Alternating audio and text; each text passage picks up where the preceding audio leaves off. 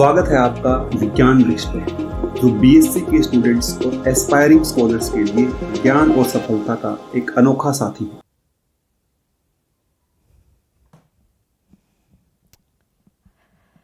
Hello everyone, विज्ञान वृक्ष के ऑनलाइन प्लेटफॉर्म पे आप सभी का स्वागत है। तो जैसे कि आप सब जानते हैं कि हमने पॉलीमर केमिस्ट्री स्टार्ट कर दिया है। उसमें हमने पॉलीमर्स होते क्या हैं, उनका क्लासिफिकेशन, यहाँ तक कि हमने उनका क्लासिफिकेशन के बाद हमने उनके फॉर्मेशन की बात करी कि आखिर किस तरीके से हम पॉलीमराइजेशन प्रोसेस पढ़ने वाले हैं। ठीक है, उसमें हमने दो टाइप में उसको कैटेगराइज करा था, that is your chain growth polymerization and stepwise polymerization. ठीक है, अभी तक हमने सिर्फ चेन ग्रोथ पॉलीमराइजेशन, या फिर आप इसको क्या भी बोलते थे, विनाइल पॉलीमराइजेशन, या फिर आप इसको क्या भी बोलते थे, एडिशन पॉलीमराइजेशन।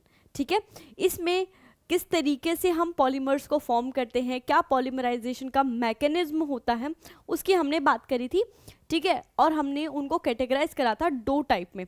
ठीक है, कौन कौन से, free radical and ionic vinyl polymerization. ठीक है, और वहीं आयनिक को भी हमने फर्दर कैटेगराइज किया था दो पार्ट में, that is cationic polymerization and anionic polymerization. ठीक है, ये चीज़ हमने पढ़ी थी। साथ ही साथ हमने एक कैटलिस्ट, बहुत इंपॉर्टेंट कैटलिस्ट की बात करी थी। ठीक है, जिसको हम क्या बोलते हैं, जिगलर नाटा कैटलिस्ट। ठीक है, उसका क्या मैकेनिज्म होता है, उसके पीछे की हिस्ट्री क्या थी, क्या स्टीरियो रहती है।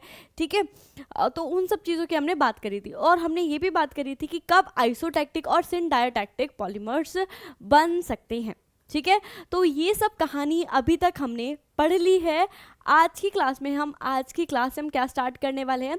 आज की क्लास से आपके जितने भी विनाइल, जो इम्पॉर्टेंट विनाइल पॉलीमर्स हैं, जिनके बारे में आपसे एग्जाम में पूछा जाता है, शॉर्ट नोट के फॉर्म में दे दिया जाता है, या फिर कहीं ना कहीं आपको 2 मार्क्स में भी पूछ सकता है, उनका स्ट्रक्चर पूछ लिया जाता है, या फिर उनकी प्रॉपर्टीज़ के बेसिस पे आपको MCQ मल्टीपल चॉइस क्वेश्चंस में आंसर करने को मिल जाएंगे। ठीक है, तो आज सबसे पहला जो हम पॉलीमर पढ़ने वाले हैं, दैट इज पॉलीथाइलिन और पॉलीथीन। ठीक है, देखो जो नेक्स्ट क्लासेस हैं, 2-3 क्लासेस में हम जितने भी विनाइल डेरिवेटिव जो पॉलीमर्स हैं, ठीक है, जो किससे ड्राइव के हैं, जिसमें मोनोमर यूनिट क्या हो, विनाइल डेरिवेटिव होने वाले हो, उनको हम पढ़ने वाले हैं। जिसमें हम पॉलीथीन की तो आज बात कर लेंगे, polystyrene, PVC, Teflon, number of जो भी आपके पॉलीमर्स हैं, जो भी आपके एग्जाम पॉइंट ऑफ व्यू से इम्पॉर्टेंट हैं, हम वो सारे पढ़ने वाले हैं। ठीक है, तो जैसे कि हेडिंग पे आपको दिख चुकी होगी कि हमने सबसे पहले, मैंने ऊपर हेडिंग डाली हुई है विनाइल पॉलीमर। ठीक है, और उसके बाद मैंने लिखा हुआ है क्या, पॉलीथीन और पॉलीथाइलिन। ठीक है, पॉलीथीन और पॉलीथाइलिन। देखो विनाइल पॉलीमर क्यों ये हेडिंग सबसे ऊपर क्यों डाली हुई है, बिकॉज हम नंबर ऑफ विनाइल पॉलीमर्स की बात करने वाले हैं। और विनाइल पॉलीमर्स में आपको क्या ध्यान रखना है कि मोनोमर क्या होने वाला है आपको अपने मोनोमर पे ध्यान रखना है कि मोनोमर क्या होने वाला है आपका, मोनोमर क्या होने वाला है आपका, विनाइल डेरिवेटिव्स यहाँ पे क्या होने वाले हैं, आपके मोनोमर होने वाले हैं, डेरिवेटिव्स।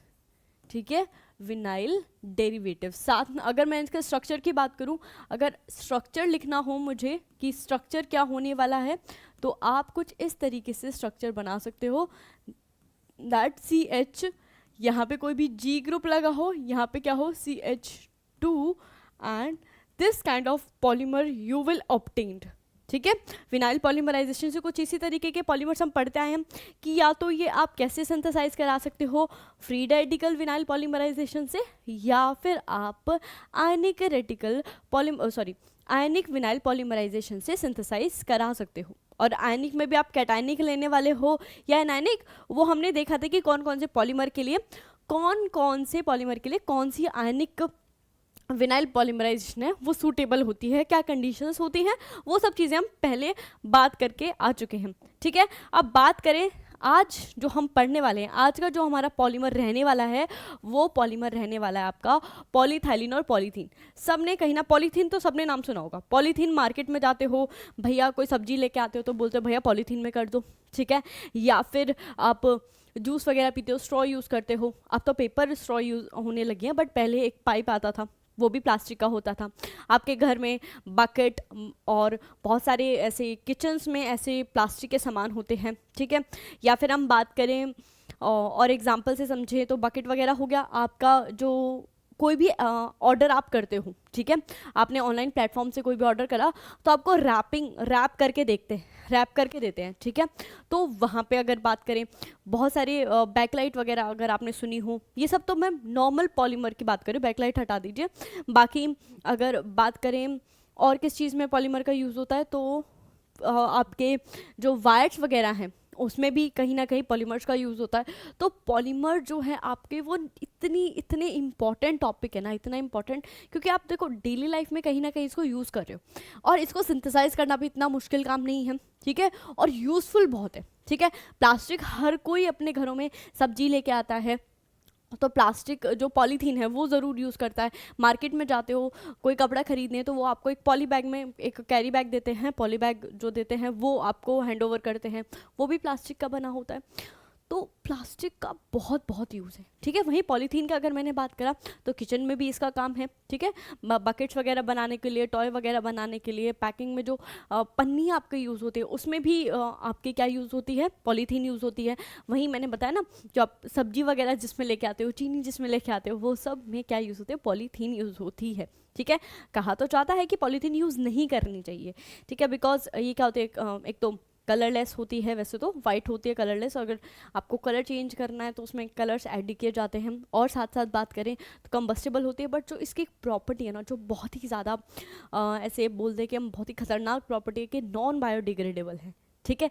इस वजह से क्या होता है, आप इनको, नॉन बायोडिग्रेडेबल का मतलब क्या है कि आप ज़मीन में कई सालों, मतलब कुछ टाइम के लिए उसको दबा के रखोगे तो जो आपके माइक्रो ऑर्गेनिज्म है वो इसको डिग्रेड नहीं कर पाएंगे।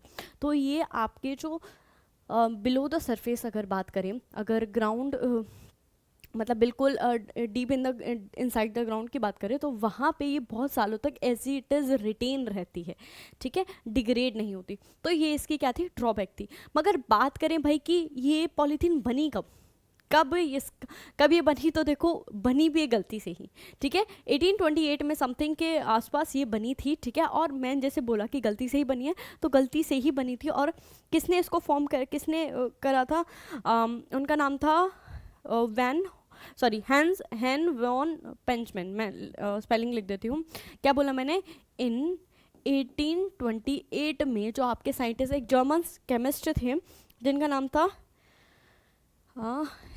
हेंस वेन पेंचमैन, ठीक है। क्या थे, जर्मन के केमिस्ट थे, और इनसे भी ये एक्सीडेंटली ही बना था, ठीक है। कैसे बना था, एक्सीडेंटली ही बना था ये पॉलीमर, ठीक है। फिर फर्दर और नेक्स्ट मतलब इनसे एक्सीडेंटली बना, फिर 1856 के अराउंड फिर कोई और साइंटिस्ट आए, उन्होंने भी क्या हुआ, उन्होंने, मैंने बोला ना, जब भी आप पॉलीथीन वगैरह अगर बना रहे हो, अगर आप फ्री रेडिकल लेके चल रहे हो, तो आपको क्या करना है, आपको क्लीन वेसल लेके चलना है। अगर कोई भी हाईली इम्प्योर, कुछ भी इम्प्योरिटी होगी, वो आपके रेडिकल, अगर ऑक्सीजन कंटेंट कहीं से हुआ, ठीक है, तो क्या करेगा, आपकी चेन को इनिशिएट करने का काम करेगा, और पॉलीमर फॉर्म होते रहेंगे। तो यही गलती उनसे हुई, कुछ ना कुछ उनके, जब ये पॉलीमर बना, तो कुछ ना कुछ अमाउंट ऑफ इनिशिएटर वहाँ पे रह गया, और उस इनिशिएटर ने एक वैक्सी मटेरियल इनको बना के दिया, जिसका नाम बाद में क्या रखा गया, पॉलीथीन या पॉलीथाइलीन रखा गया, ठीक है। ये तो कहानी थी इसके पीछे की, थोड़ी सी हिस्ट्री की। अगर आप बात करें इसका स्ट्रक्चर की, तो देखो structure as its name suggest, structure क्या होने वाला है, मोनोमर की पहले बात कर लेते हैं कि मोनोमर क्या होने वाला है। मोनोमर जैसे इसमें पता ही चल रहा है आपको कि थाइलिन इसका क्या रहने वाला है, मोनोमर रहने वाला है। तो कैसा होगा, CH2 डबल बॉन्ड CH2, कुछ इस तरीके से क्या है इसका है, मोनोमर रहने वाला है, ठीक है। और अगर स्ट्रक्चर की बात करें तो स्ट्रक्चर कैसे रहेगा, CH2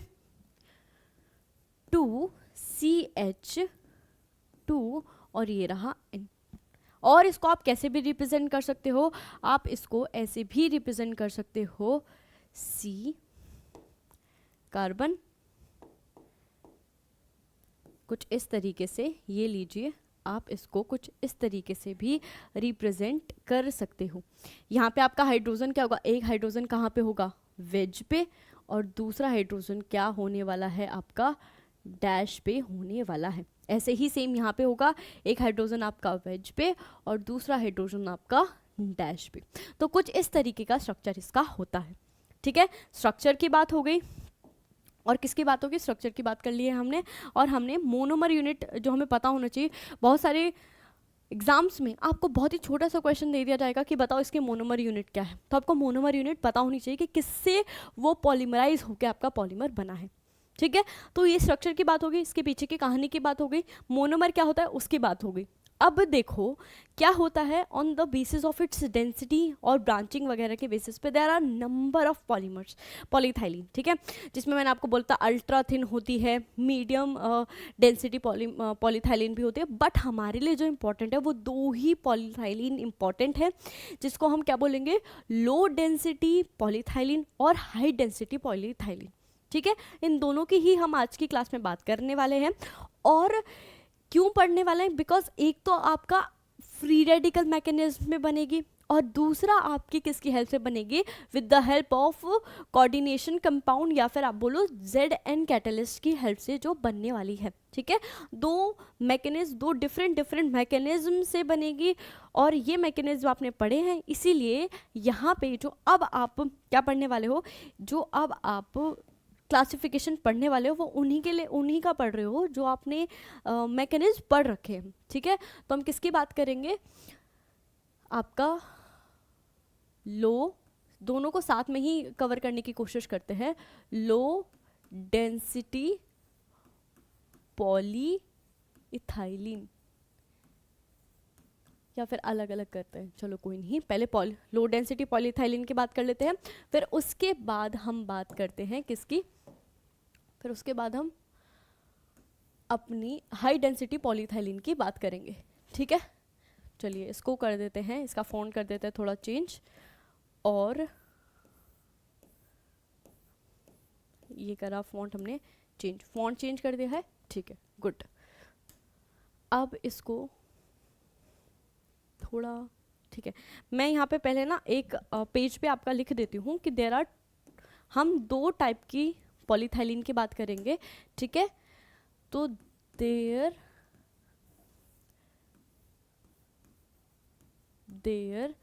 are two types of polyethylene lean can be synthesized। ठीक है, कैन बी synthesized।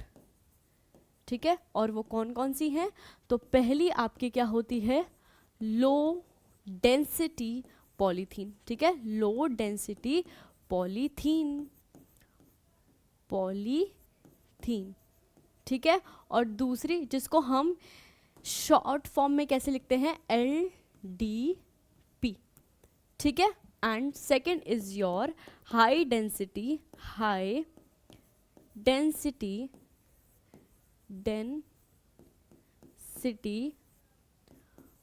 पॉलीथीन। ठीक है, हाई डेंसिटी पॉलीथीन, इसको भी ब्रैकेट में कर देते हैं HDP। देखो वैसे तो नाम ही इनका सजेस्ट कर रहा है कि इनका काम क्या है। लो डेंसिटी पॉलीथीन का मतलब क्या है कि ये ऐसी पॉलीथीन बन रही होंगी जिनकी डेंसिटी क्या रहने वाली है, लो रहने वाली है, नाम से पता चल रहा है। दूसरी और चीज़ आपको नाम से क्या पता चल रही है, हाई डेंसिटी वाले में, कि ये जो पॉलीमर बनेंगे आपके, जिस भी मैकेनिज्म से बनेंगे, वो कैसे रहने वाली, उनकी डेंसिटी क्या रहने वाली है, हाई डेंसिटी रहने वाली है। ऐसा क्यों होगा, किस लिए होगा, उसका रीज़न अभी के अभी हम जानेंगे। ठीक है, तो सबसे पहले हम किसकी बात करते हैं, लो डेंसिटी पॉलीथीन की बात करते हैं, पॉलीथाइलिन या पॉलीथीन, जो भी आप बोलना चाहो। ठीक है, सबसे पहले अगर मैं इसकी कुछ ऐसी प्रॉपर्टीज़ की बात करूं कि लो डेंसिटी पॉलीथाइलिन की बेसिक प्रॉपर्टीज़ की बात करूं, तो देखो ये थोड़ी कैसी होती है आपकी, ट्रांसलूसेंट होती है। कैसी होती है, प्रॉपर्टीज़ की बात कर लेती हूँ, प्रॉपर्टीज़, ये कैसी होती है आपकी, ट्रांसल्यूसेंट। एक तो ट्रांसलूसेंट होती है, वहीं अगर हम बात करें कि ये जो होती है इसकी मॉडरेट टेंसाइल स्ट्रेंथ होती है। क्या होती है, मॉडरेट टेंसाइल स्ट्रेंथ। ठीक है, मॉडरेट टेंसाइल स्ट्रेंथ होती है। वहीं अगर हम बात करें टेंसाइल स्ट्रेंथ हो गई, और प्रॉपर्टीज़ में बात करें तो मॉडरेट टेंसाइल स्ट्रेंथ की बात कर ली, और फिर इसकी बात करें हाई टफनेस होती है, हाई टफनेस, एचनेस, हाई टफनेस। तो ये कुछ इसकी क्या होती हैं, फिजिकल प्रॉपर्टीज़ होती हैं। और अगर और भी अगर लिखना चाहो तो लिख सकते हो, ये हो गई, ये हो गई। और अगर हम बात करें इसकी कि फ्लेक्सिबल होती है, ठीक है, फ्लेक्सिबल होती है। और ये क्या होती है, पुअर कंडक्टर ऑफ इलेक्ट्रिसिटी होती है, पुअर कंडक्टर ऑफ इलेक्ट्रिसिटी होती है, जिसकी वजह से मैं इससे एक यूज़ आपको यहीं पता चल जाएगा कि जिसकी वजह से ये किस में जिसकी वजह से वायर्स वगैरह में कोटिंग कवरिंग करने के लिए यूज़ की जाती है, ठीक है। और अगर बात करें एक चीज़ और जो ध्यान रखना वो कि ये क्या होती है, केमिकली इनर्ट होती है, ठीक है। केमिकली कैसी होती है, इनर्ट होती है। आई थिंक जैसे आप आयरन वगैरह जो हैं अगर उनकी रॉड्स वगैरह यूज़ करते हो, अगर आप उनको बाहर रख देते हो मॉइस्चर में और ऑक्सीजन की प्रेजेंस में, तो रस्टिंग हो जाती है। तो वो क्या होती है, केमिकली इनर्ट नहीं है काइंड ऑफ। अगर मैं एग्जांपल से समझाऊँ केमिकली इनर्ट को, कि वहाँ पे वो किसी ना, अगर आप एटमॉस्फेयर के कांटेक्ट में उनको छोड़ दोगे तो फिर रस्टिंग या कुछ ना कुछ केमिकल रिएक्शन आपको देखने को मिलेगी। मगर वहीं अगर प्लास्टिक की आप जो चेयर है वो बारिश में पड़ी रहे, कोई रस्टिंग आपको वहाँ पे देखने को नहीं मिलती है। So these are few basic properties जो आपको पता होनी चाहिए कि भाई हाई डेंसिटी पॉलीथाइलीन जो होती है उसमें क्या क्या बेसिक प्रॉपर्टीज़, बिल्कुल बेसिक प्रॉपर्टीज़ उसकी कुछ ये हैं, ठीक है। अब बात करते हैं कि आखिर इसको सिंथेसाइज करने का मेथड कौन सा है। तो देखो पॉलीमराइजेशन का जो मेथड है, इसमें पॉलीमराइजेशन का जो मेथड है वो कौन सा होता है, फ्री रेडिकल पॉलीमराइजेशन। कौन सा, फ्री रेडिकल पॉलीमराइजेशन,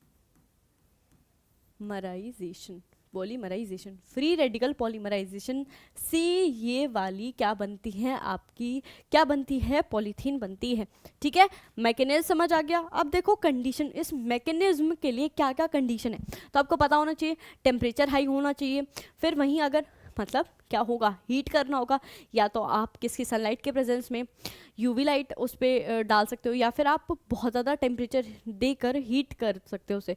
फिर दूसरी चीज़ होती है कि भाई हाई टेम्परेचर चाहिए, फिर आपको कोई ना कोई इनिशिएटर चाहिए, ठीक है, तो आप पेरोक्साइड्स वगैरह यूज़ करते हो। तो ये तो उसकी क्या है, बेसिक जो कंडीशंस है या फिर रिक्वायरमेंट्स जो हैं, कि क्या क्या रिक्वायरमेंट्स या कंडीशंस जो हैं, कंडीशंस जो भी आप लिखना चाहो लिख लेना।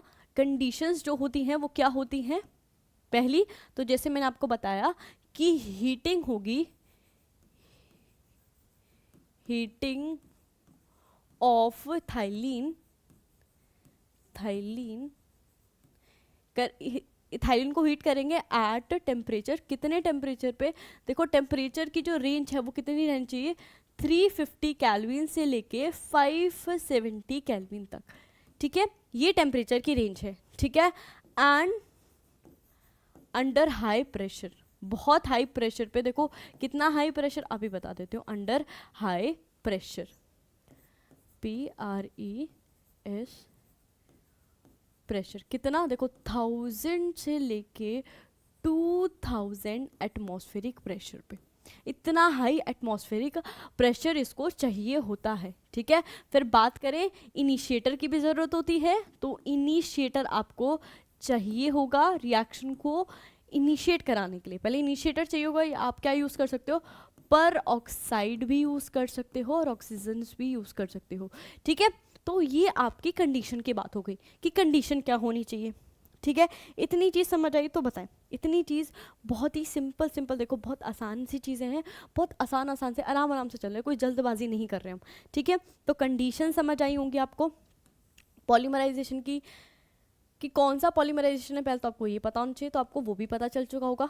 कंडीशन क्या है, उसके लिए क्या रिक्वायरमेंट्स, बेसिक अगर मानो कि क्या क्या रिक्वायरमेंट है तो उसकी भी बात हो गई है, ठीक है। फिर नेक्स्ट चीज़ जो है, देखो इसमें वैसे तो हम समझ लेंगे ब्रांचिंग होती है, इसमें हाईली ब्रांच होते हैं। बाकी एक चीज़ ध्यान रखना कि एट हाई टेम्परेचर, काफ़ी हाई टेम्परेचर पे क्या देखने को मिलता है, होता क्या है, हाई टेम्परेचर पे जो आपकी लॉन्ग चेन रेडिकल है ना, जो लॉन्ग चेन रेडिकल बनी है आपकी, long chain radical added to the monomer to the double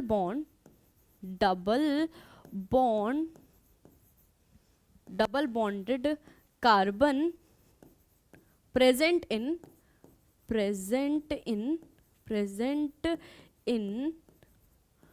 monomer, ठीक है, प्रेजेंट इन मोनोमर यूनिट, ठीक है।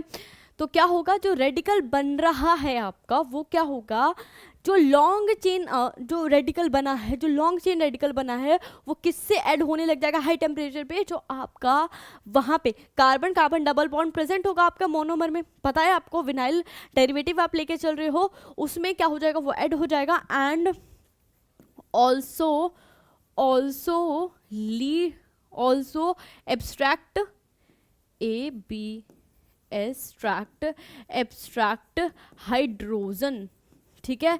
ऑल्सो साथ ही साथ क्या भी करता हुआ हमें नजर आएगा, हाइड्रोजन एब्स्ट्रैक्ट करता हुआ भी नजर आएगा। अभी ये सोच रहे मैम ये क्या लिख दिया आपने, समझ नहीं आ रहा, रुकिए, मैकेनिज्म से समझने की कोशिश करते हैं।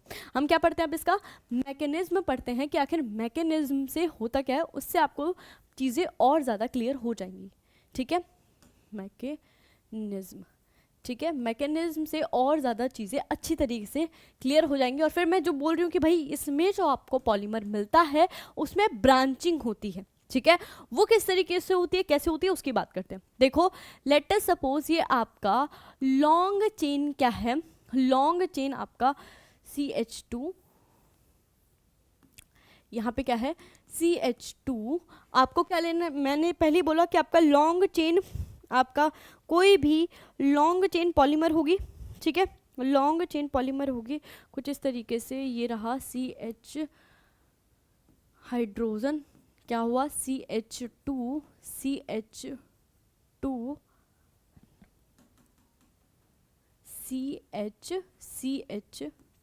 तो ठीक है, चलो हाँ ठीक है, ठीक है, ये आपकी लॉन्ग चेन पॉलीमर बन रही है। अब क्या होगा, आपका कोई भी रेडिकल है, लेट अस सपोज कोई रेडिकल है, कैसा, देखो कुछ इस तरीके से आपका रेडिकल बना हुआ है, ये रहा, क्या है CH2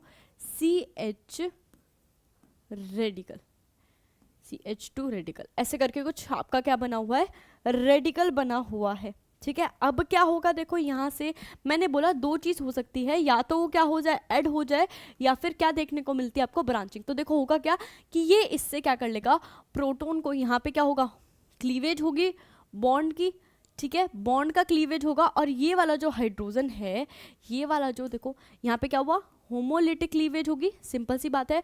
और ये वाला जो हाइड्रोजन के साथ, सॉरी, ये वाला जो हाइड्रोजन के साथ एक रेडिकल है, वो किसके साथ बॉन्ड फॉर्म कर लेगा, इस वाले रेडिकल के साथ बॉन्ड फॉर्म कर लेगा, और देखो क्या बनेगा, एक आपको रेडिकल बनता हुआ नजर आएगा कुछ इस प्रकार से, ठीक है, CH2 और ये रहा, और यहाँ पे देखो आपको क्या बनता हुआ नजर आएगा, दिस वन CH2 और यहाँ पे CH3। तो यहाँ से क्या हुआ, एब्स्ट्रैक्शन ऑफ प्रोटॉन, तो लिख देती हूँ एब्स्ट्रैक्शन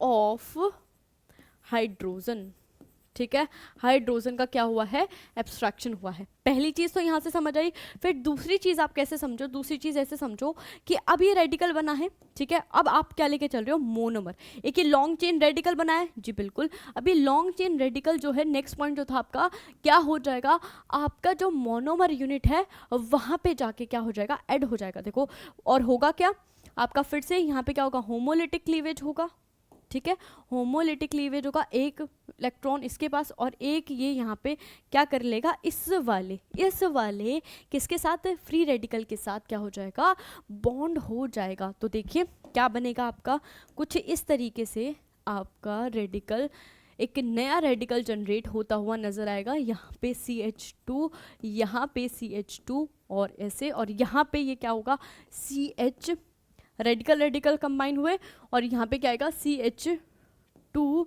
और ये रहा रेडिकल। आई इतनी चीज समझ, इतनी चीज़ में कोई दिक्कत हो तो बताओ, इतनी चीज़ समझ आई हो तो बताइए।